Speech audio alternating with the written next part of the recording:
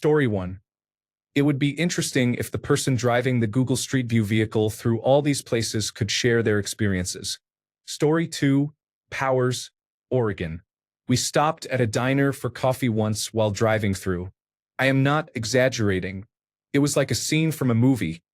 The other patrons turned and quietly stared, not touching their plates until we left.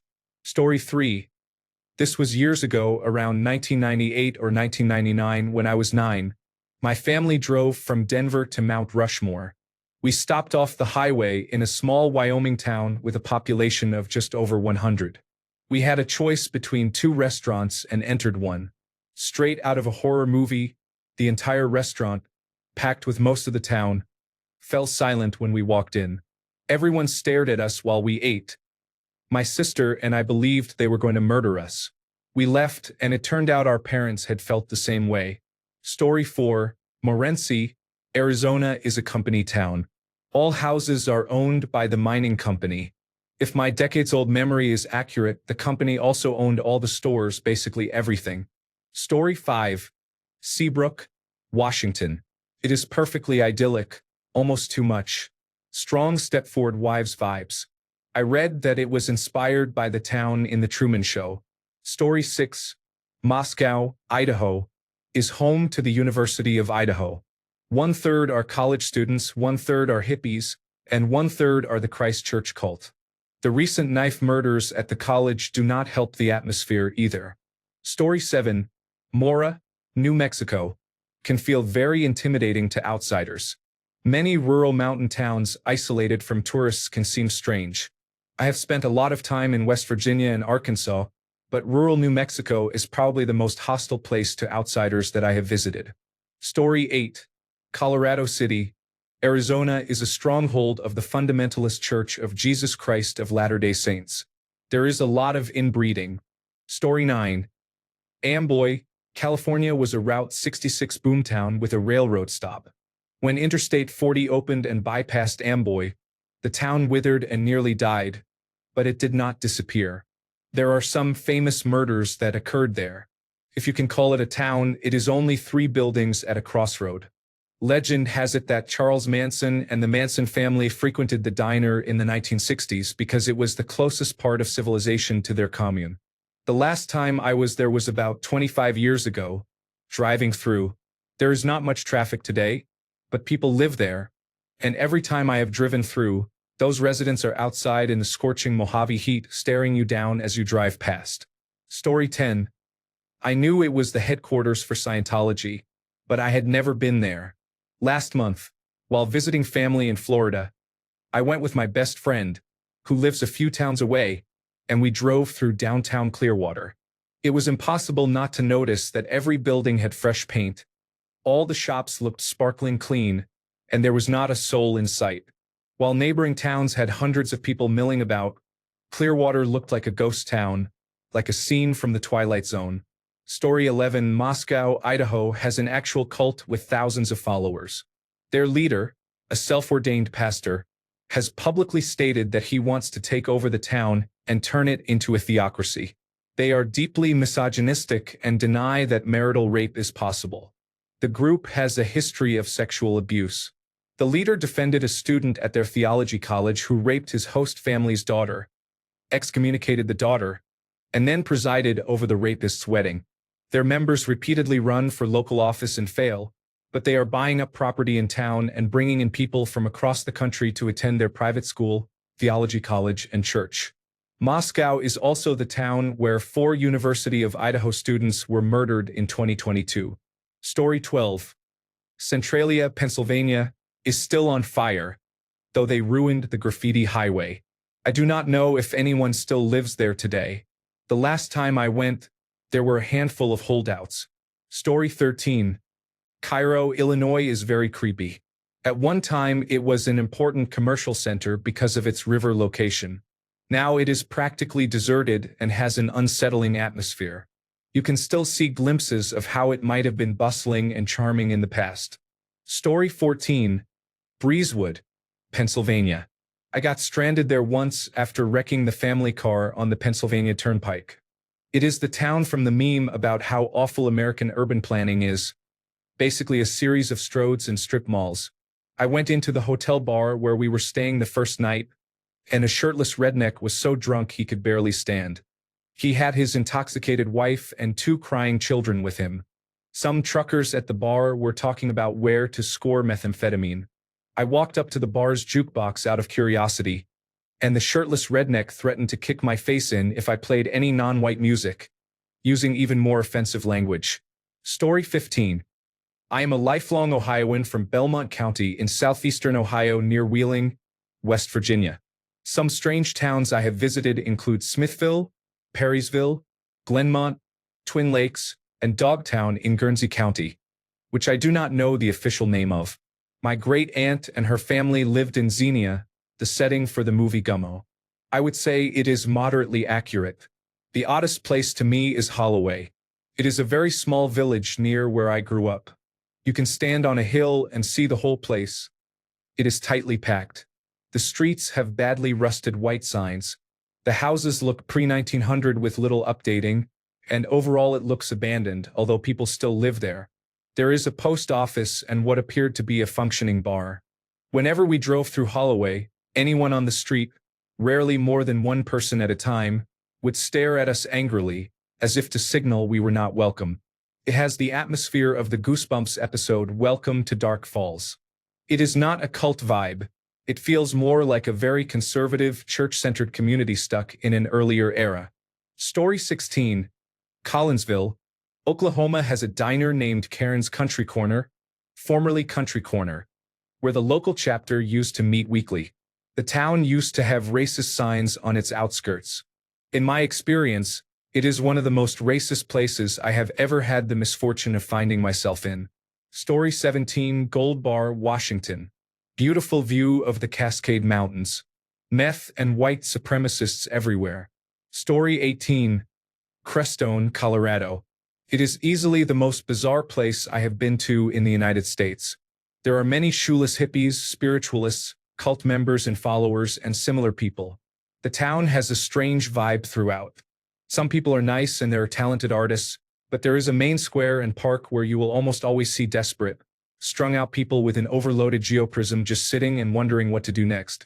They often drove across the country with $2 and a dream of getting high every day and chanting, only to find an expensive, quirky Colorado town of barely a couple hundred people with nowhere to live and no jobs.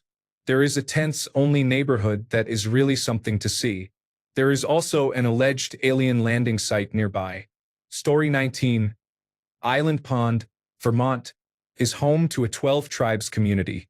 The group is a fundamentalist Christian cult known for misogyny, racism, child abuse, and workplace exploitation. It operates the Yellow Deli restaurants. Story 20. Mention should be made of Curious Joel, New York, with a population of 40,000, whose residents are almost entirely Hasidim. They are not hostile to outsiders but rarely interact with them and maintain self-sustaining communities largely apart from the mainstream. Yiddish-speaking Curious Joel is by far the largest community in the United States where the main language is not English or Spanish, well ahead of Tuba City, Arizona, and Fort Kent, Maine. Story 21. Ocean Grove, New Jersey. They call it God's Square Mile on the Jersey Shore, so at least you know it's culty going in. Lovely old houses with the creepiest Stepford vibe I have ever encountered. They close the beach on Sunday mornings and try to enforce it. The whole town was founded as a Christian camp, and to this day there are tents families use as summer homes. I think the church owns them, but the right to rent them is passed down through generations. I live across the lake in Asbury Park, which is known for having a large gay community. There are footbridges over the lake connecting the two towns, but Ocean Grove installed gates on their side, which they lock at night to keep outsiders out. You can still get from one side to the other, but you have to either walk along the boardwalk or go all the way out to the main road. Story 22. Bad vibes in Chester, California. I showed up at the Mexican restaurant in town one night and was stared at nonstop by the staff. Something bad is happening there. Story 23. I've been through a few towns in eastern Ohio and western Pennsylvania where I've seen an uncomfortably large number of lawn signs that are just block text of a strange Bible verse. Not the Jesus loves you sort, but the weeping and gnashing of teeth sort. By the 7th or 8th sign, I am looking for the welcoming green of an interstate highway sign. Story 24. Gallup, New Mexico. I drove through on Route 66 from Los Angeles to Chicago, stopped for gas for 5 minutes, and almost got robbed. If you were going that route, get gas before or after passing through Gallup. Felt creepy when pulling in. I later found out it has one of the highest per capita crime rates in the country. Story 25. I am probably misunderstanding the assignment, but I mean Tonopah, Nevada. The Clown Motel, located next to the Tonopah Cemetery, is a popular place to stay because of reports that it is haunted by ghost clowns and by the spirits of miners who were killed in the 1911 Belmont mine fire. Story 26. Vidor, Texas, just east of Beaumont, is still a sundown town. Local infrastructure vendors, that is, telecommunications and power companies, send only white workers to that town for safety. I passed through once. It felt off, especially because I was traveling with a black friend. Story 27. Red Mountain, Johannesburg, and Randsburg, California, are among the creepiest towns to drive through along Highway 395 in the Southern California desert. They feel like places to go if you want to get away from society. Similarly, the Salton Sea towns Bombay Beach, Slab City, and Salton City have an eerie, deserted atmosphere. Story 28. I can't explain it, but Ithaca, New York gives off an old money, progressive community vibe that prides itself on being very nice and well-educated, with a joking sense that residents hold a yearly lottery to decide who is sacrificed to appease an ancient being. Story 29. I live in Western Washington, which is generally very high on the creep factor, but no place has weirded me out more than Wasilla, Alaska. Story 30. Years before the Twilight books appeared, there were rumors of a vampire cult in the area around Forks, Washington. They were not actual vampires, but a group of people who believed they were vampires. A friend of mine met a man claiming to be part of the cult at a bar in Moclips. He explained his religion, saying they were descended from Lilith and not cursed with original sin like the children of Eve. It was a wild story. Story 31. Gather round, kids. I have a story. Knoxon, Montana. I am the father of a 6-year-old and thought we would try an Easter egg hunt in a place we had never been and have lunch. It was a pretty big hunt with lots of eggs. It was well organized and overall kind of awesome. After the children brought the eggs they found to the front to exchange them for candy, I was in line with my excited little boy, answering a lot of questions and trying to keep my bundle of squirrels in check. I wasn't paying much attention as we moved up to the table. I looked up as my son handed his eggs to a woman wearing a Daily Stormer hoodie. She listened as he chatted away with sincere kindness. After the eggs were counted, it was off to the candy exchange. Her husband, perhaps, was giving the children high fives and passing out heaps of candy. He had Schutzstaffel lightning bolt tattoos on both sides of his neck and some runes on his hands, and by that time it was apparent we were in the wrong neighborhood and it was time to go. I plastered a smile on my face, grabbed my son's hand, and we left. On the way out, there were signs everywhere, in conversations, clothing, and cars in the lot, but I had missed everything. Happy Neo-Nazi Easter, everyone. Summary. We crashed a neo-Nazi Easter egg hunt in Knoxon, Montana. Story 32. Linden, Washington, is a highly Christian town made up mostly of Dutch families. There are no liquor stores or recreational cannabis stores, and it is illegal to mow your yard on Sundays. I have lived about 10 minutes away for 20 years and only go there for the fair. Story 33. Elmore City, Oklahoma, is the town that the movie Footloose is based on. It feels like stepping back into the 1950s when you visit. There have been rumors for years that a large Ku Klux Klan group operates there. Story 34. West Memphis, Arkansas. My husband and I stopped there to eat and refuel on a trip. The restaurant was busy, and everyone glared at us while we ate. At the gas station it was less obvious, but it was clear we were not welcome. This was the early 2000s. I had not heard of the West Memphis 3 at the time. Years later, when I saw the documentary, I realized it was the town from the film. Story 35. Dixon, Montana. I used to drive through the tiny town on my way to and from Hot Springs, Montana, visiting friends and soaking in the natural hot springs. I finally stopped on my way back to Missoula at a bar in Dixon that always had a for sale sign. I figured it was such an old place they would probably make a good Caesar cocktail and had interesting decor. I parked and walked in. It had a long bar but felt like someone's living room, with 10 cats and an elderly woman watching television in a recliner. It was immediately apparent that this hadn't been a bar in decades. Nothing was for sale and I needed to leave. The place is still there right off the freeway with the open sign and for sale sign out front. Story 36. Not in the United States of America, but do people from the United States of America like Scotland? Newmilns. Just on the outskirts of town, heading west toward Kilmarnock on the A71 road, is the town's fire station. It is a small single-pump retained fire station, well-maintained, with a drill yard, a large lockable gate at the back, and about 6 parking spaces out front. If you look on Google Street View, you will see what I mean. One sunny day, not unlike when that Street View picture was taken, I went down to repair the paging system. I parked out front, let myself in, and started working. When I went through to the front office, I noticed someone standing at the side of the road opposite the fire station. At first I thought they were waiting for a bus. A few minutes later there were 2 more people, then another, then another. By the time I had been there about 40 minutes, there were about 10 people, men and women of different ages, standing beside the road on the opposite side from the fire station, just staring in through the window. I later checked and there is no bus stop there. They were simply standing and staring through the window at me. I did not drive back through Newmilns. I took a different route home. Story 37. Redding, California and the Bethel Supernatural Ministry Cult. Redding is situated at the northernmost point of the Sacramento Valley in Northern California. For the past about 20 years, the Bethel megachurch, with more than 11,000 regular attending members, has gradually expanded its influence in the town.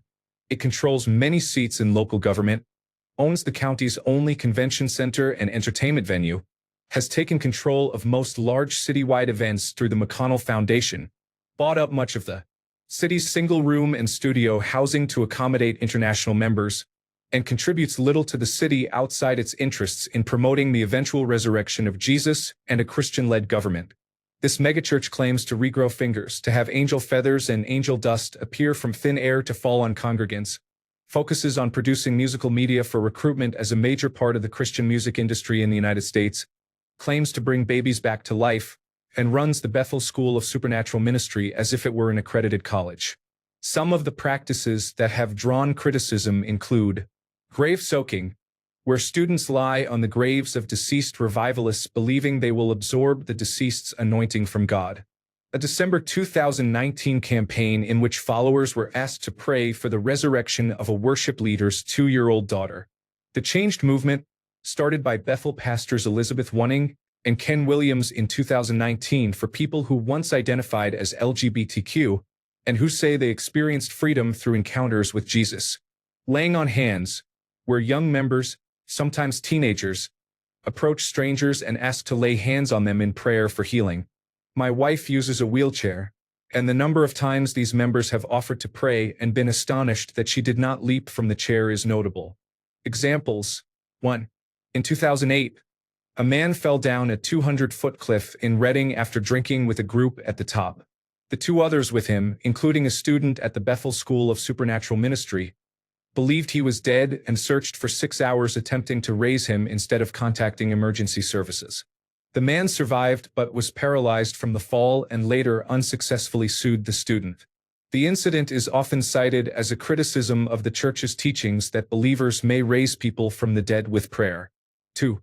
As part of their education, students receive assignments to find strangers in Redding to heal. Reports say students seek out people in wheelchairs and on crutches to pray for in grocery stores and parking lots. Students were reportedly banned from prophesying to tourists around the Sundial Bridge after incidents and were similarly asked to leave local stores. Another regular practice is treasure hunts, in which students believe God gives them clues that match people they are to find and attempt to heal or prophesy to. There is more to this story, including the church's conduct during the COVID-19 pandemic, but articles and other reports show how the church has spread its influence through backdoor dealings and by inserting itself into local politics and the police department. In recent years, the QAnon conspiracy movement and the Make America Great Again movement have clashed with Bethel supporters as each group has tried to become the dominant power in the city and county. Between recalls, questionable dismissals of city council members, and people declaring themselves mayor or city council, these extremist groups have worsened Reading's civic environment by competing to be the most extreme. Story 38. Everyone here is mentioning medium to large-sized towns. That is all wrong. The right towns for this have very few people, are in the middle of nowhere, and have odd traditions. I point to Ravenden, Arkansas. I have never been there, but my girlfriend took a wrong turn driving through the state and stumbled into this place. In the dark of night, she came across its defining feature, a 12-foot tall statue of a raven. If you look up the statue, you will find it has been burned down twice, but they keep rebuilding it. It appears pleasant on Google Maps Street View, but the history is a little strange, and if my girlfriend is to be believed, the statue can be a bit unsettling late at night. Story 39. I once tried to take a random trip to Coeur d'Alene on a Wednesday in July. The days before and after had plenty of lodging, but that day had no vacancies in any Airbnb, hotel, or hostel. The entire town was booked. I wondered what was happening. I searched for hours and could not find anything.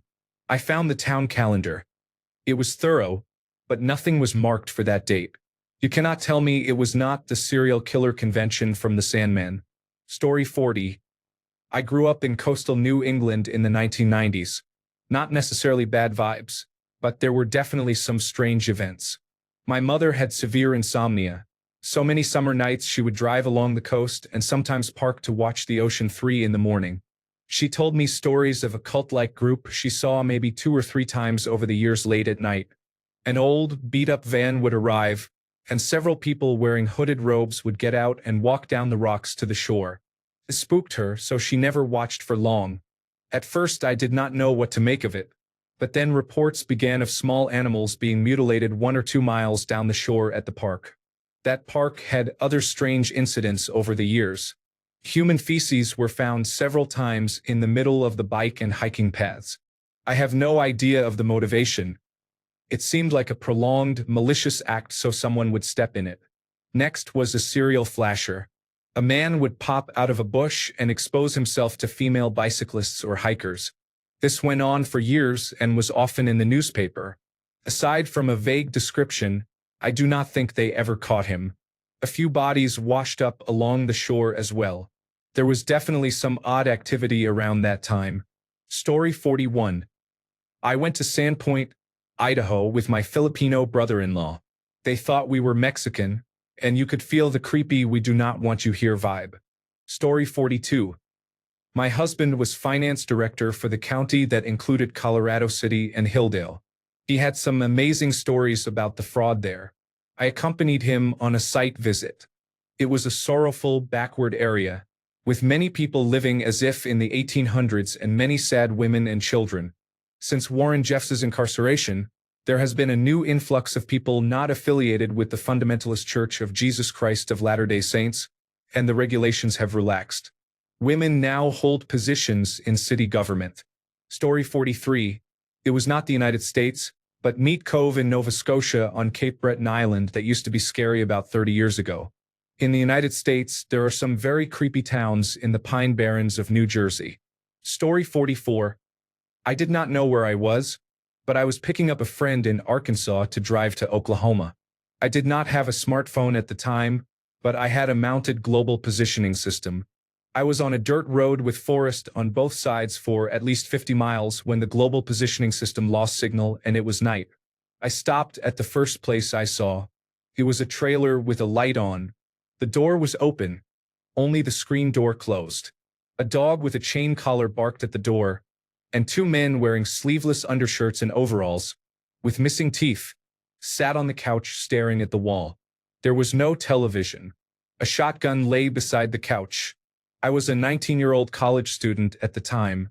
One of them grabbed the shotgun, walked to the door and said, "Who the fuck are you?" I replied, Sorry, sir. I'm looking for Ashley." He shouted, Who the fuck is Ashley? Get the fuck out of here before I blow a hole in you. Felt like the hills have eyes in real life. Story 45. Gray Cloud Island Township is in Minnesota. Something is happening there, but no one knows what because Gray Cloud Island residents run visitors right back out of town on the single road in or out as soon as they cross the bridge.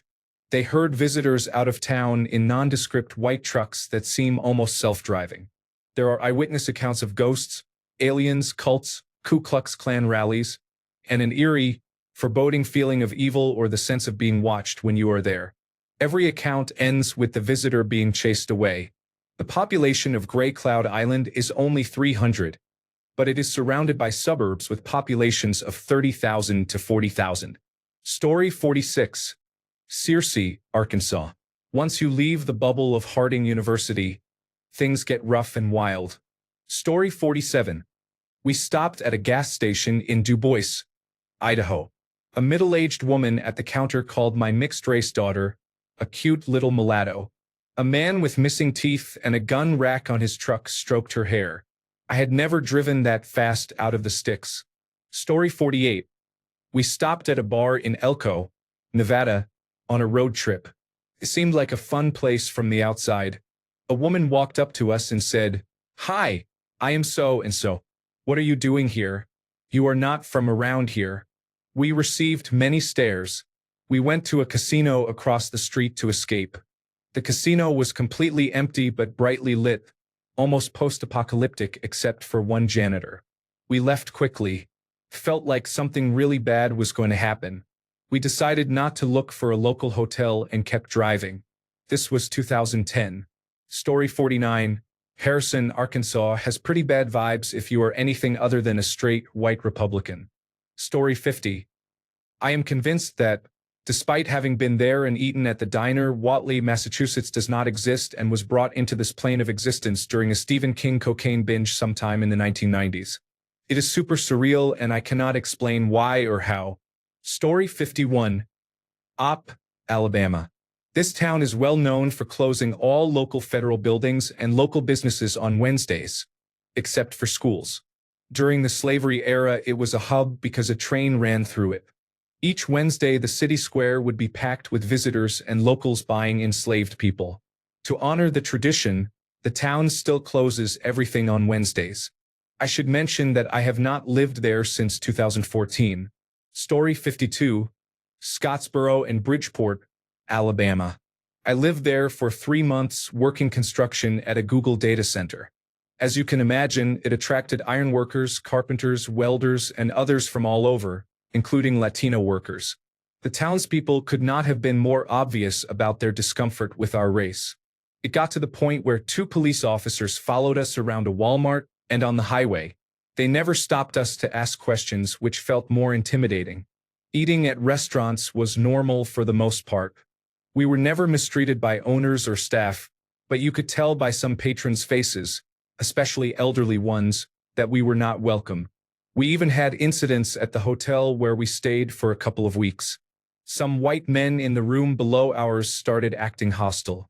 We confronted them and they changed their tone, but later they got drunk, fired guns into the air, and launched racist rants in the parking lot. We called the police. They arrived an hour later and made no arrests. I had never experienced anything like this before, and I hope I never stay in a place with such hostility again. Some locals warned us about going out at night and advised us to avoid certain areas because people had been shot and some were missing. I do not want to create a bad reputation for those towns, but they already have one. All the Walmart stores in the area had bulletin boards filled with posters of missing black teenagers, which tells you something about the place. Story 53. Place all locations on a single map with links to their stories. Story 54. Another Florida candidate is Casadaga, an old spiritualist community and now the psychic capital of the world, full of mediums, clairvoyants, and other metaphysically gifted people. I have not been there in a long time. My parents used to live in nearby DeLand, so I visited occasionally. It is a pretty little town with many yard signs advertising psychic readings. Story 55. A trio of towns in northeastern Florida. Lake Butler, Rayford, and Stark. Most of the major state prisons are located there, and because they are the primary source of employment, they strongly influence the local culture.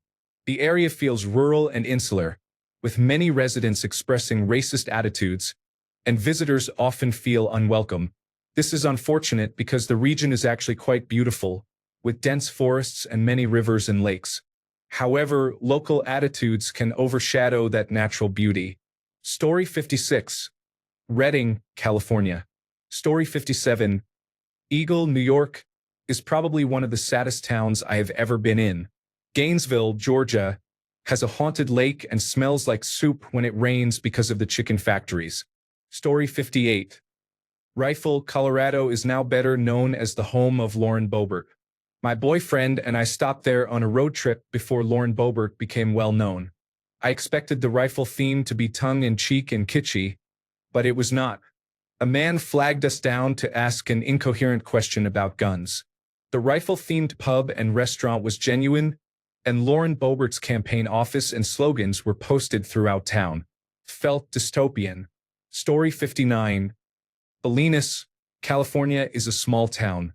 The locals seem to have a policy of shunning strangers. When the highway department replaces the sign that points to Bolinas at the turnoff, it just gets stolen again. Last I heard, they stopped replacing it. Story 60. Google is working overtime while I search these towns, look at Zillow, view photos, and so on. Story 61. I used to recover weather balloons, and it took me to some places I will not ever forget. Tonopah, Nevada. You could choose between the Clown Motel and a haunted reinforced cast iron hotel. Beatty, Nevada. I went into a diner and bar where everyone openly carried firearms. The bartender looked at me, pulled out a shotgun, and set it on the bar top. I am not white. Volga, South Dakota. I asked for a burger, and she gave me an Asian burger because she thought I would like it more. It was kind of like a burger but had peanuts and a slice of orange. I am not Asian. Wales, North Dakota. I swear people live there, even though I did not see any of them. Laramie, Wyoming. They said I did not look Christian enough and would not let me use the gas station. Ceiba, Roosevelt Roads, Puerto Rico. Something bad happened there, worse than the infamous Agent Orange test. Ojai, California. This place screams old money, and the number of teenage girls dating men in their 50s threw me off. Winnemucca, Nevada. Do not blink or you will miss it. During the day it can be almost charming, but think twice about staying overnight or going to the casino. Then there is Mike's Mine Shaft. The bartender was naked and missing some teeth. One fight broke out, but it seemed to be no big deal. People were doing donuts in the parking lot. All on a Tuesday. Story 62. This will probably get buried under the comments, but it is one of the strangest small-town experiences I have ever had. I do not know the town's name. I was driving in my state on a main highway. Traffic was bad, so I decided to take a back road to reach the old trucking highway, a long road that runs through much of the state, and go north from there. At the time, I did not have Spotify Premium, so I listened to the radio. I was following my maps, and the route took me down some odd back roads. Then I lost cell service, but was confident my next move was to stay on this road until it hit Highway 37. The radio station faded out, and I switched to another station. It was a Christian hymn station, not uncommon in rural Michigan. I cycled through the stations my car could receive, religious talk radio and more hymns. There were only 3 or 4 stations available. When I entered a small town, the vibes felt off. I had left the radio on a Christian talk station for background. The signal was fading, but another signal came through. It was still Christian talk radio, but this pastor was very traditional, a fire and brimstone preacher ranting about the need to repent and beg God for salvation, listing reasons I was going to hell and describing what awaited me there. In the downtown strip, there were no people outside and no cars on the road. I glanced into shops and restaurants but saw no one. Then the church bell started ringing. I checked the time, thinking it must be the top of the hour, but it was 3:15. I could faintly hear the bell through the radio, which startled me because that suggested a live broadcast from inside the church. The part that terrified me most was hearing the pastor stop his sermon and say that God had brought them a visitor and asked me to stay with them a while. I tried to dismiss it as coincidence and expected another voice on the radio, but it went silent. Then I heard a hymn I did not recognize being sung in the background. I decided to stop at the gas station at the end of downtown to get gas and ask for directions. As I pulled into the station, the pastor said we all need to refuel ourselves on the journey God has set for us. I have never left a town so fast in my life. I did not care if I ran out of gas. It would have been better to be 30 minutes down the road than spend another minute there. As I drove away, looking in the rearview mirror, I noticed a large group of people standing and walking in the middle of the road downtown. I made it to the highway and stopped for gas. Since then, I have tried to find the place on Google Maps, but I have not been able to locate it. If you are ever in the middle of nowhere and all the stations are local church radio, I hope you have enough gas to get where you are going. Thanks a bunch for sticking around till the end of the video. Remember to subscribe, and until next time, stay awesome and goodbye.